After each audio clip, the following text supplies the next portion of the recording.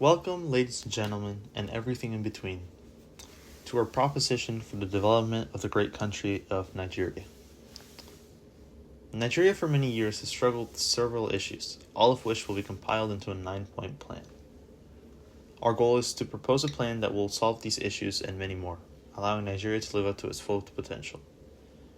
The points of our proposition are as follows: security against insurgency, the control of corruption, the use of propaganda to spread nationalism, economic diversification, the privatization of the oil industry, fixing inflation and currency devaluation, increase in funding for education and healthcare, reducing gender inequality, and the use of a stricter police force.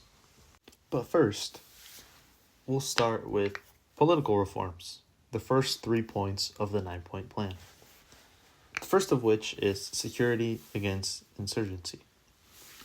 Nigeria is in dire need of enhanced security measures to counter insurgency, ensuring national stability and protecting its citizens. The insurgent group known as Boko Haram has resulted in the deaths of thousands, displaced millions, and disrupted economic activities in the northeastern region. A stronger security system would allow Nigeria to effectively counter insurgency to a greater extent. This would reduce the number of terrorist attacks and would promote a secure environment for economic growth. The implementation of such measures is realistic within Nigeria's current capabilities, as the country already has a pre-existing security framework and connections with foreign countries it could use to aid the effort. Now to the second topic, a topic of great importance: controlling corruption within the government. Effective governance and economic growth in Nigeria are only possible if the issue of corruption is addressed. Nigeria ranks 149th out of 180 countries in the Transparency International's CPI Corruption Perception Index. Furthermore, a report by the Nigerian Financial Intelligence Unit estimated that corruption costs Nigeria around 400 billion every year. The establishment of corruption control would enable Nigeria to use its resources more effectively and increase investor confidence. The reduction of corruption would allow Nigeria to use the money that would otherwise go missing due to corruption to improve its infrastructure and quality of life overall. Implementing greater corruption control will likely necessitate a multifaceted approach, but a realistic one. It must strengthen institutions, prioritize transparency, and enforce accountability.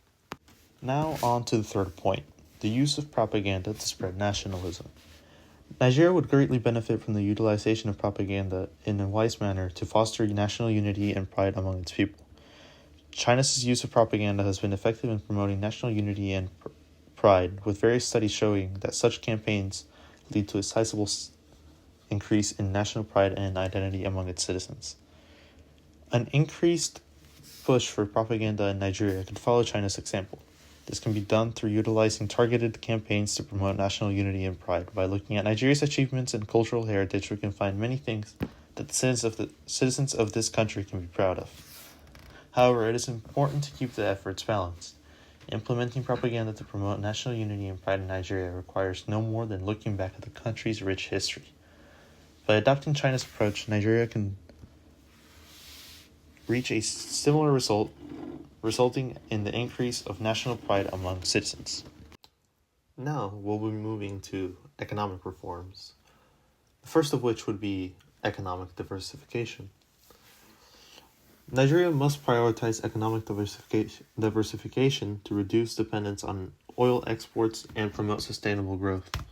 China's economic diversification efforts have been massively successful, effectively transforming China into the global manufacturing hub. Nigeria could do the same and see similar results, leading to a blooming economy just like China's, and become the economic powerhouse of Africa. Nigeria can learn from China's experience in promoting economic diversification. China's targeted investments in other areas led to the rise of China in the value chain. Nigeria could do the same by focusing on developing its manufacturing sector, promoting investment in infrastructure. China's economic diversification was driven by a combination of government support, private sector investment, and human capital development. Nigeria can adapt to these strategies despite their unique circumstances, which aren't necessarily similar to those of China. And now on to the second point in the economic reforms section: the privatization of the oil industry. Nigeria's oil industry requires privatization to increase efficiency and attract foreign investment. State-owned oil companies in Nigeria often suffer from several inefficiencies, corruption, and gross mismanagement, leading to significant losses in profitability, while privately owned oil companies tend to be more innovative and responsive to the market's demands. The privatization of the oil industry in Nigeria would bring in some much-needed foreign investment, expertise, and technology. And since they're not owned by the government, they are less likely to suffer from the corruption that would normally deter foreign investors. Nigeria's oil industry is critical to the country's economy. However, the transition from state-owned oil to privately owned oil would require some major changes requiring careful planning, ensuring the interests of the Nigerian people are protected. Furthermore, Nigeria could implement monetary policy reforms. The Central Bank of Nigeria should implement monetary policy reforms to reduce inflation and stabilize the value of the naira. Studies have shown that monetary policy reforms can effectively reduce inflation in developing economies such as Nigeria. The implementation of such reforms would help reduce inflation by reducing the money supply, increasing interest rates to discourage borrowing and spending, and pushing the importance of savings and investment. Implementing reforms such as these is entirely possible and within the realm of Nigeria's current capabilities. Nigeria has the pre-existing and necessary framework that provides a foundation for such reforms. And now, on to social reforms. We'll start with education. The Nigerian government should heavily consider investments in education within the country. Increasing funding for education will allow for more kids to attend school through the construction of more schools and the implementation of better teacher training. Nigeria has one of the highest out-of-school populations in the world, with over 10 million children not attending school. Furthermore, studies have shown that a well-educated population leads to a stronger economy for the country in the long term. Improving access to education of a higher quality would have many positive effects, such as increased economic productivity, reduced poverty, and improved quality of life. This is also currently possible if we look at their pre-existing infrastructure. Following the recurring theme of existing framework, this just goes to show the potential that this country has. And with that, we can move on to strengthening of laws to protect women. The government of Nigeria must strengthen laws and policies against gender-based violence, such as domestic abuse and sexual assault. Violence against women is a massive issue in Nigeria, with over 30% of women experiencing some sort of sexual assault or abuse. Strengthening laws and policies is essential to protecting women in Nigeria and supporting survivors of abuse. Strengthening laws against violence targeted towards women is entirely realistic, with the only thing standing in the way of such policies being passed being cultural and societal norms that indirectly lead to more of such violence. And with that, we move on to our last point: stricter police force. Nigeria suffers from a rather weak police force, which is inefficient and underfunded. China could be used as an example for Nigeria to follow regarding this matter. China's police reforms have led to significant improvements in public safety, with a reported 50% decrease in crime rate between 2000 and 2010. Nigeria's police force faces many issues such as corruption and overall inefficiency.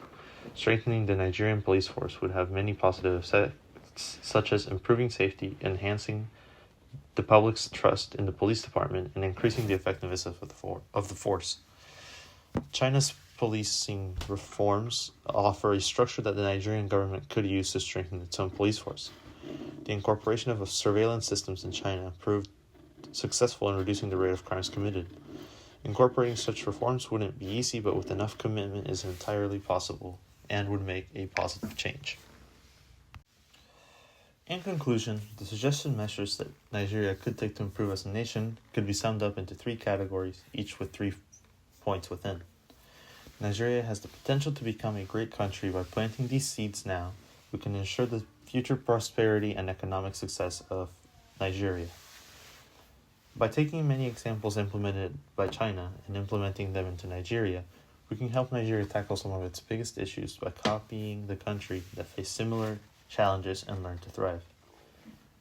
And with that, ladies and gentlemen, this proposal has come to an end. Goodbye. Where did you learn what it means to reciprocate?